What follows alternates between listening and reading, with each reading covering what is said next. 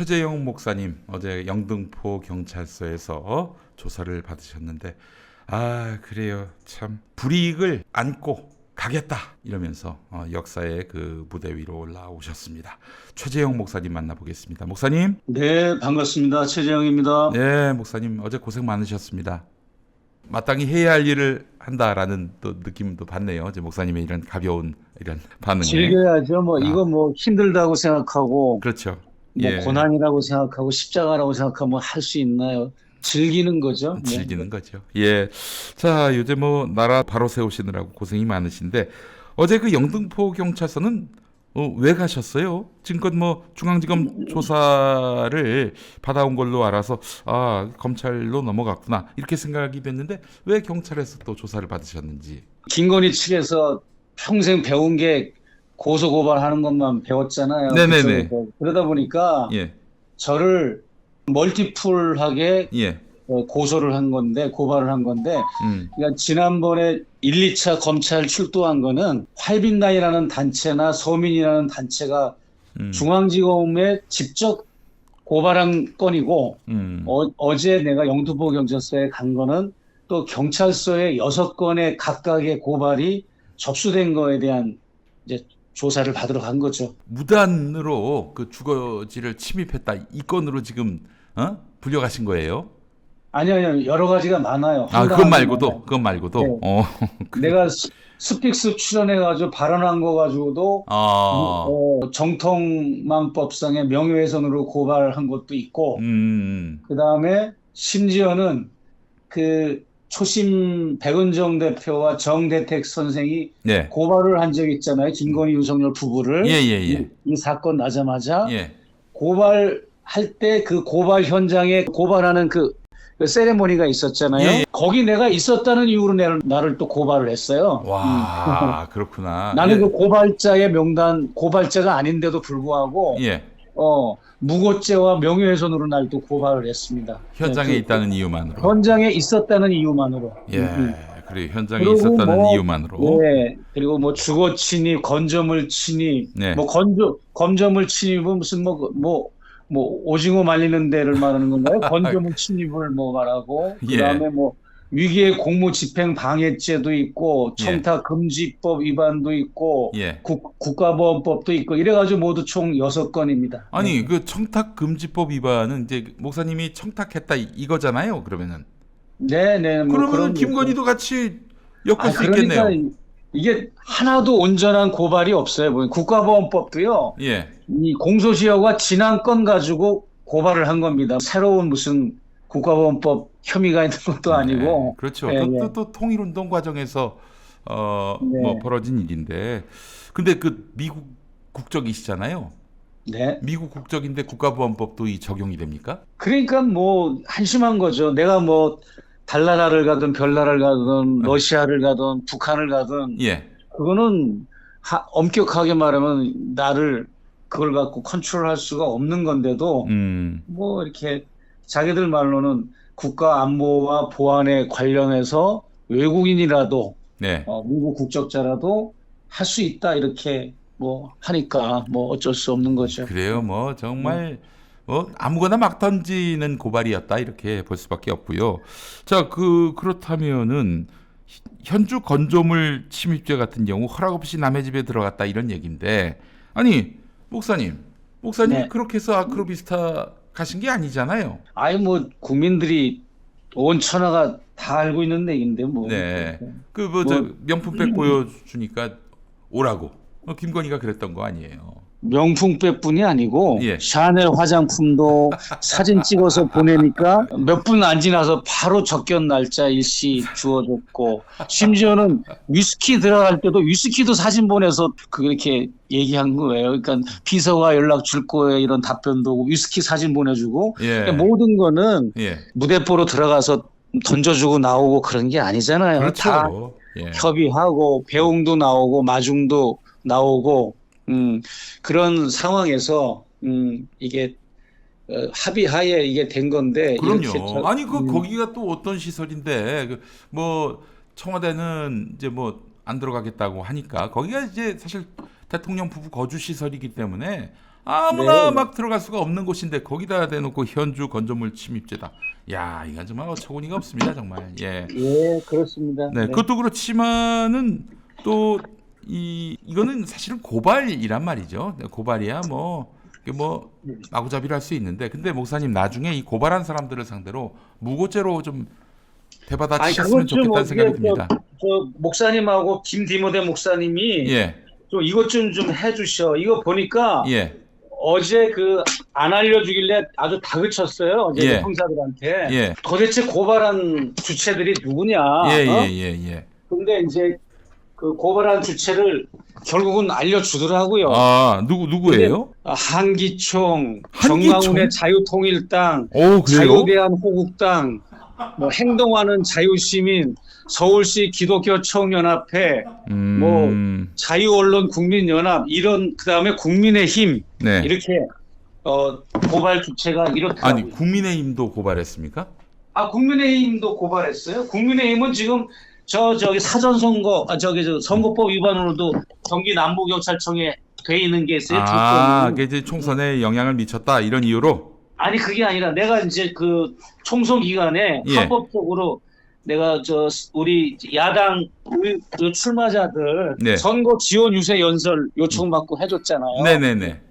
그런 거 시국 강연한 거 이런 거 가지고도 고발이 또 다른 데도 접수돼 있고. 알겠습니다. 지금, 목사님, 일단 이 그렇습니다. 교계 단체들, 개신 교계 단체들이 개입돼 있기 때문에 저희가 네.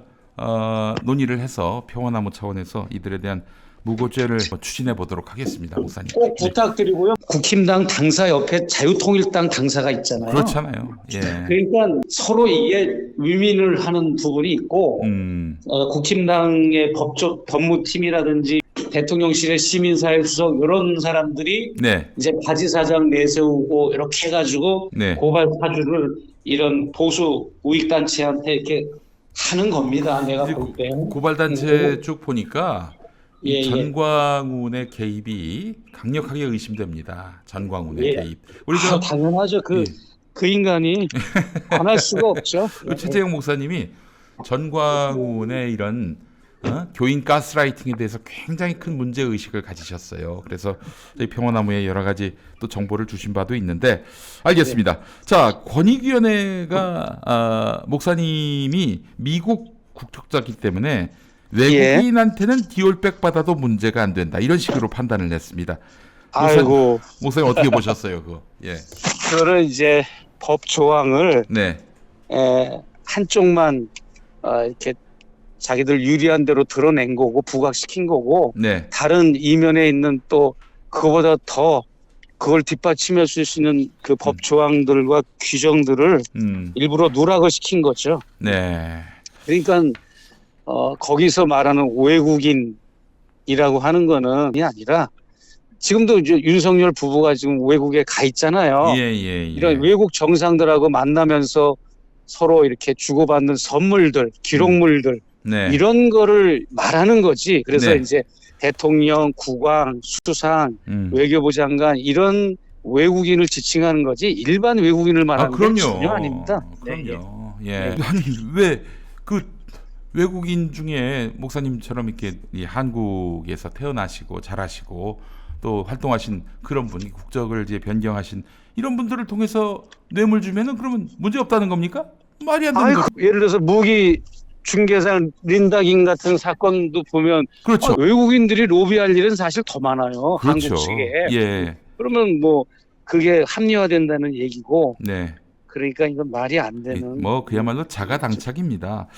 게다가 뭐 충분히 조사를 했다면은 타당하진 않더라도 그래도 구색은 갖추었을 텐데 목사님 권익위 조사 받으신 바 없고 또 그에 앞서서 윤석열이 명품백 돌려주겠다고 연락한 바도 없었고 맞지요? 그러면요 뭐 단 한 건도 여태까지 연락 받은 게 없습니다. 이 폭로된 이후에 지금까지 6개월 동안 단 한 건의 연락을 받은 바가 없습니다. 참여연대 같은 경우에는 3분 전화로 조사받았다고 합니다. 3분.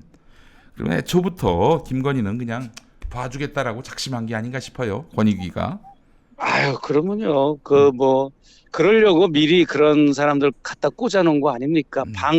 방통이라든지 그렇죠. 권익이라든지 뭐 예. 공수처라든지 예. 헌법재판관이라든지 벌써 다 이게 그렇게 자기 사람들 심어놓고 네.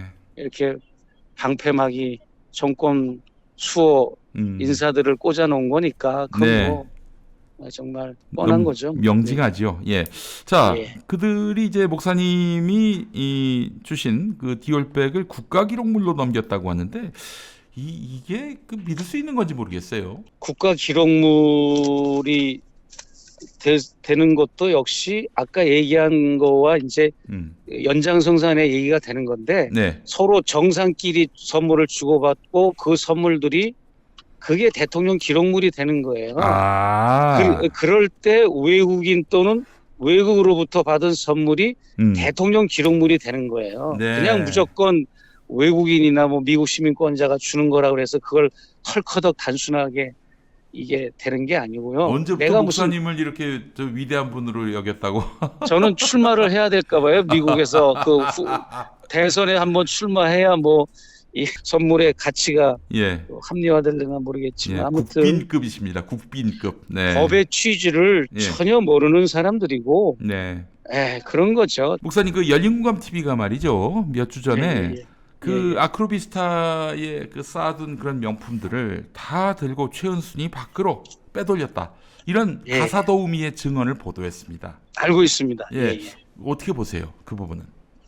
그거는 이제 일리가 있다고 생각하고, 네. 그러니까 이건 잘못된 효심인 거지. 근데 이제 엄마한테 그런 거죠. 엄마, 내가 영부인이 되니까 이렇게 많은 선물들이 쌓이네. 네. 엄마 이제 고생 많았으니까 이거 네. 갖다 엄마가 알아서 써. 예. 엄마가 뭐 팔든 주든 쓰든 알아서 하시오라고 하지 않았을까. 그 보도가 이제 팩트 사실 기반이라고 했을 때. 두 번째는 저는 99.9% 국가 기록물 창고가 보관 창고가 없다고 나는 생각을 해요. 네. 있을 수가 없고요. 네. 그리고 그거를 어떻게 국가 기록물로 넘겼는지 참 이해가 안 되는데 아마 애초에 목사님의 이 국적을 보면서 이걸 이렇게 한번 만들어 가지고 메이킹해서 빠져나가 보자. 그렇죠. 이렇게 모의한 것 같습니다. 느낌에. 예. 그러니까 이제 제가 어제 그 조사받고 들어갈 때는 이제 많이 이제 보도가 나가는데 나올 때도 기자회견을 했어요. 네네네. 많은 분들이 나올 때 내가 그런 발언을 했습니다. 김건희 여사의 죄목 중에 하나가 국가 기록물 손괴죄가 있다. 손괴죄. 국가 기록물 손괴죄죠. 왜냐하면 아크로비스타 주민이 제 책을 또 주워가지고 보관해가지고 그게 이제 큰 이슈가 된 적이 있었잖아요. 그렇죠. 그건 왜 국가 기록물로 안 넘기나? 그러니까 이제 그걸 국가 기록물 손괴죄죠. 자기들이 한 말이 이제 일관성이 없는 거고, 디올백이나 뭐 샤넬 화장품 같은 거, 양주 같은 거는 이제 다 자기들이 이제 쓰거나 마시거나 했는데, 책 같은 거야 뭐 원체 뭐 책하고는 거리가 먼 두 부부라 그걸 그냥 내 책만 갖다 버렸다면 아마 큰 의심 샀을 거예요. 다행히도 뭐 김영삼 회고록, 전두환 회고록, 팬클럽 회장 강신업 변호사 거, 뭐 함성득 교수 거 이런 것도 같이 동시에 버려서 제 책 버린 게 더 크레딧이 있는 거고, 그래서 그 제가 이제 만든 제목 중에 제안한 제목 중에 국가 기록물 손괴죄도 있는 것이고, 또 하나는 대통령 사칭죄, 공무원 사칭죄가 있다. 아니 본인은 김건희 씨가 자기가 대통령이라고 얘기했습니까? 내가 이 자리에 올라와 보니까 대통령 자리에 있어 보니까 국민의 심정을 알게. 그 동영상 저기 뭐야 이번에 몰카라고 하는 말은 잘 안 쓰지만 그 영상에 나와 있잖아요. 내가 이제 그러고 후보 시절에도 내가 이 자리에 있어 보니까 후보 시절에도 나는 후보니까 나를 인터뷰하지 말아요 이런 발언도 있고 또 내가 정권을 잡으면 무사하지 못할 거야.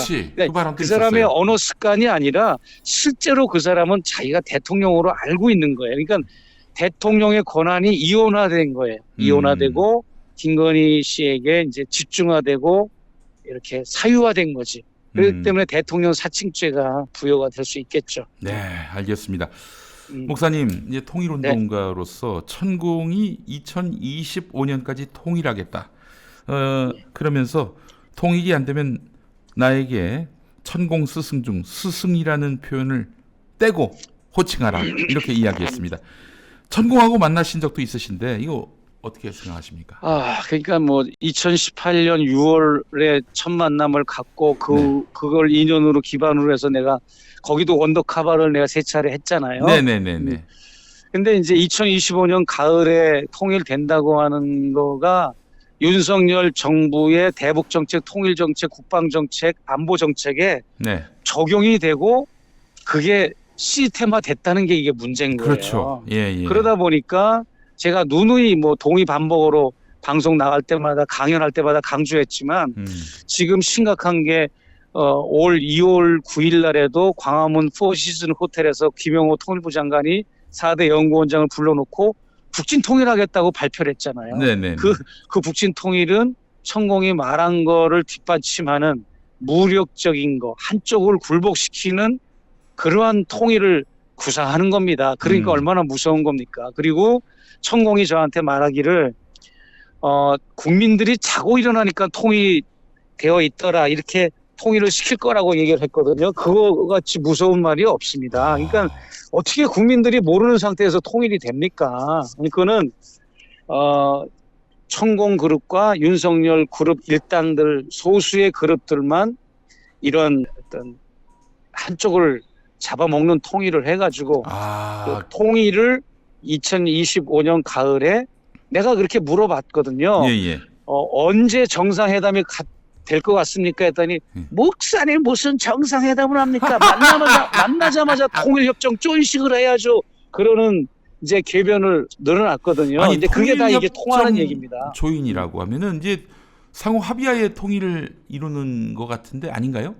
아니면은 통일 담론이 양측의 남과 북의 양측의 통일 담론이 생성돼서 그것을 국민들이 서로 그걸 가지고 또 조율을 하고 국회로 넘겨서 국회에서 가결하고 그래서 양측이 서로 조율하고 이래서 통일 헌법도 생기고 이러는 거지. 그것도 절차와 과정이 있는 거지. 어떻게 2025년도 내년 아닙니까? 언제 무슨 통일이 그런 과정도 없이 됩니까? 이거는 한미일 이런 군사동맹? 국가들과 군사동맹을 맺어가지고 저들의 어떤 그 미국과 일본의 국익에 충실한 그런 논리를 따르면서 북한을 그냥 잡아먹는 통일, 이 분단 마피아죠. 그러니까 이 분단 마피아 같은 생각으로 북한은 그냥 정복하는 대상이지 민족의 앵글로 바라보고 우리의 통일의 파트너라는 생각은 눈꼽만큼도 없는 게 천공이라는 작자고 윤석열이라는 사람이고 김건희라는 사람입니다. 정말 위험하고 이런 남북 문제, 통일 문제 때문에 내가 이제 너무나 킬체인 뭐 대북 선제 타격 뭐 이런 평화 시스템을 깨는 발언과 공약을 한 것 때문에 사실 내가 김건희 씨를 접촉하면서 결국은 이게 디올백까지 이렇게 비화가 된 거잖아요.